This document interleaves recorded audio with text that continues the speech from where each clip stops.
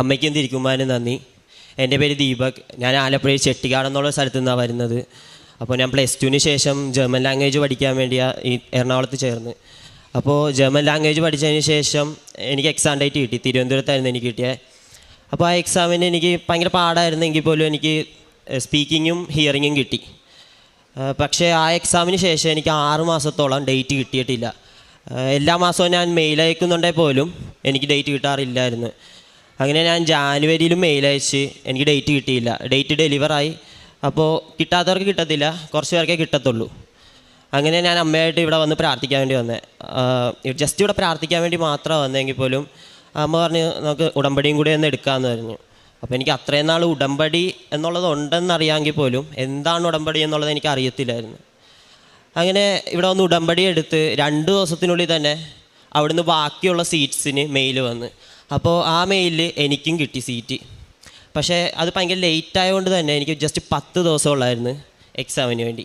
അപ്പോൾ വളരെ കുറച്ച് സമയമുള്ളൂ പഠിക്കാൻ. ഈ സമയത്ത് തന്നെ ഞാൻ ലൈസൻസിന് പോകുന്നുണ്ടായിരുന്നു. ഡ്രൈവിംഗ് ലൈസൻസ് പഠിക്കാൻ പോകുന്നതുകൊണ്ട് തന്നെ സമയം ശരിക്കും കുറവായിരുന്നു. അപ്പോൾ ഇത് ഫുള്ള് എങ്ങനെ പഠിച്ചു തീർക്കുമെന്നുള്ളത് എനിക്കറിയത്തില്ല. എനിക്ക് റീഡിങ്ങും ഉണ്ട്, അതേപോലെ തന്നെ റൈറ്റിങ്ങും എക്സാം എഴുതാൻ വേണ്ടിയുണ്ട്. അപ്പോൾ ഞാൻ ഡെയിലി തിരിയൊക്കെ കത്തിച്ച് പ്രാർത്ഥിക്കുമായിരുന്നു, രാവിലെയും രാത്രിയും പ്രാർത്ഥിക്കുമായിരുന്നു. അപ്പോൾ ഞാൻ എപ്പോഴും പറയും, അമ്മേ എനിക്ക് ഈ എക്സാമെങ്കിലും കിട്ടണേ, കാരണം ഇത്രയും നാൾ എനിക്ക് എക്സാം ഡേറ്റ് കിട്ടിയില്ല, ഇപ്പോഴാണ് എക്സാം ഡേറ്റ് കിട്ടിയത്. അപ്പോൾ ഈ ഒരു എക്സാമിൽ എനിക്ക് കിട്ടണേ എന്ന് ഞാൻ പ്രാർത്ഥിച്ചിരുന്നു. അങ്ങനെ എക്സാമിന് വേണ്ടി ചെന്ന് ആ സമയത്ത് എൻ്റെ അടുക്കെ കാശ് രൂപം ഉണ്ടായിരുന്നു. രാവിലെ തൈലമൊക്കെ തൊട്ടിട്ടൊക്കെ ഞാൻ പോയത്. അപ്പോൾ എക്സാം പേപ്പർ കിട്ടി. എക്സാം പേപ്പർ ഭയങ്കര ഹാർഡായിരുന്നു. എനിക്ക് ഉറപ്പില്ലായിരുന്നു അത് കിട്ടുമെന്ന്. എനിക്കിപ്പോഴും അറിയത്തില്ല അതെന്ത് അത്ഭുതമായിരുന്നു എന്നുള്ളത്. അതിൽ റീഡിങ് എക്സാമിനൊക്കെ വന്നപ്പോൾ ഞാൻ വായിക്കുന്നു, എനിക്ക് പെട്ടെന്ന് ആൻസർ കാണുന്നുണ്ട്. എനിക്ക് തോന്നി അത് വെച്ച് എഴുതി എന്നുള്ളത് പറയാൻ പറ്റത്തുള്ളൂ. കാരണം വായിക്കുന്നു, അവിടെ കാണുന്നു, എഴുതുന്നു. ഇപ്പോഴും അതിനെത്ര നന്ദി പറഞ്ഞാൽ തീരുമെന്ന് എനിക്കറിയത്തില്ല. അങ്ങനെ എക്സാം കഴിഞ്ഞു. ഈ ലാംഗ്വേജിൻ്റെ ഒരു ടച്ച് വിടാതിരിക്കാൻ വേണ്ടി ഞാൻ തൃശ്ശൂർ ഒരു ഇൻസ്റ്റിറ്റ്യൂഷനിൽ ഇങ്ങനെ പഠിപ്പിക്കാൻ വേണ്ടി അപ്ലൈ ചെയ്തു. അപ്പോൾ ഇത്രയും നാളായിട്ട് ഞാനൊരു ജോബ് ഇൻ്റർവ്യൂ അറ്റൻഡ് ചെയ്തിട്ടില്ല. അതെങ്ങനെയാണെന്നറിയത്തില്ല, ഒരു ഐഡിയയും ഇല്ല. ആ സമയവും ഞാൻ ഈ ഒരു കാശ് രൂപ എൻ്റെ പോക്കറ്റിലുണ്ടായിരുന്നു. ഞാനവിടെ പോയി ജസ്റ്റ് ഇൻ്റർവ്യൂ അറ്റൻഡ് ചെയ്ത് ആ ഇൻ്റർവ്യൂ തന്നെ എനിക്ക് കിട്ടി. ഞാനവിടെ ജോബിന് കയറി. അങ്ങനെ ആ ജോബിന് കയറി 2 ആഴ്ചയ്ക്ക് ശേഷം എനിക്ക് റിസൾട്ട് വരുന്നത്. ആ റിസൾട്ട് വന്ന സമയത്ത് എനിക്ക് 2 പേപ്പറും കിട്ടിയിട്ടുണ്ട്. അതും നല്ല മാർക്കും ഉണ്ടായിരുന്നു. അങ്ങനെ അവിടെ കയറി കഴിഞ്ഞിട്ട് പിന്നെ എനിക്ക് ജർമ്മനി പോകാൻ വേണ്ടിയുള്ള പ്രോസസ്സിങ്ങിന് വേണ്ടി സ്റ്റാർട്ട് ചെയ്ത് എനിക്കൊരു ജർമ്മൻ ഏജൻറ്റായിരുന്നു പ്രോസസ്സ് ചെയ്തത്. അതുകൊണ്ട് എല്ലാ കാര്യവും സ്മൂത്തായിട്ട് തന്നെ നടന്ന്. പിന്നെ ഉള്ള ഒരു കാര്യത്തിൽ എനിക്ക് ലൈക്ക് ബ്രേക്ക് പോലെ വന്നില്ല. എല്ലാം പക്ക ക്ലിയർ ആയിട്ടായിരുന്നു നടന്നുകൊണ്ടിരുന്നത്. ഈ ഒരു കാര്യത്തിന് എനിക്ക് എങ്ങനെ നന്ദി പറയണമെന്ന് അറിയത്തില്ല. ഇത്രയും സമയം വരെ ആ ഒരു ഉടമ്പടി അടിക്കുന്ന ആ പോയിൻ്റ് മുതൽ ഈ ഒരു പോയിൻ്റ് വരെ എനിക്ക് ഇതുവരെയായിട്ടൊരു ലൈക്ക് ബ്രേക്ക് എന്നുള്ള രീതി വരുന്നില്ല. എല്ലാം സ്മൂത്താണ്. ഞാൻ ഉദ്ദേശിക്കുന്നത് എന്താണോ അതപ്പം നടന്ന് കിട്ടുന്നുണ്ടായിരുന്നു. പിന്നെ സന്നദ്ധ പ്രവർത്തനമായിട്ട് ഞാൻ ചെയ്തത് എന്താണെന്ന് വെച്ച് കഴിഞ്ഞാൽ, ഇപ്പോൾ ഞാൻ റെയിൽവേ സ്റ്റേഷനിൽ വെച്ച് ഒരാളെ കാണുന്നു, അതോ വഴി വെച്ച് ഒരാളെ കാണുമെങ്കിൽ ഞാൻ അവരെ ഹെൽപ്പ് ചെയ്യും.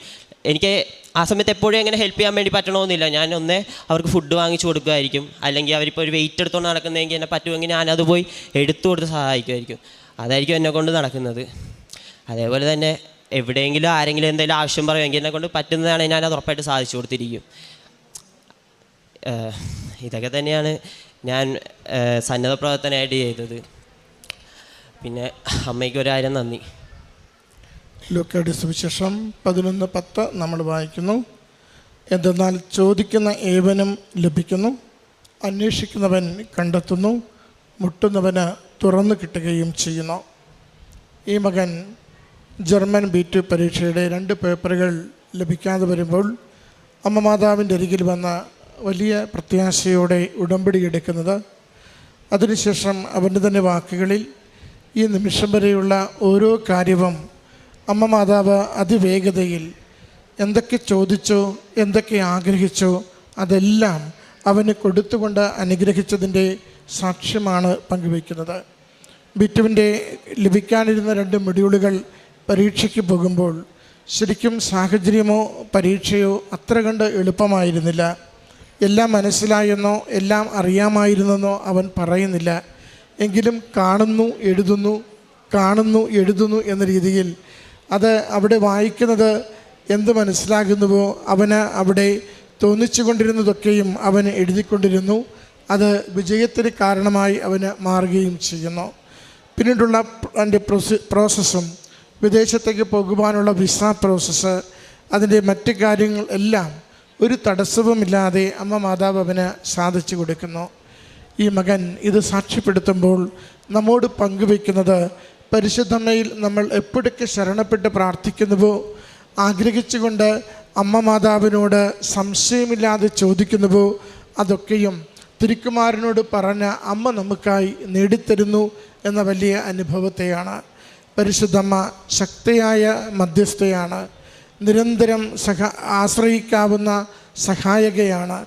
ഏതൊരാപത്തിലും നമ്മളെ കൈവിടാതെ കൂടെ നടക്കുന്ന, നമ്മളെ കരം പിടിച്ച് സുരക്ഷിതമായ തീരത്തേക്ക് നയിക്കുന്ന അമ്മയാണ്.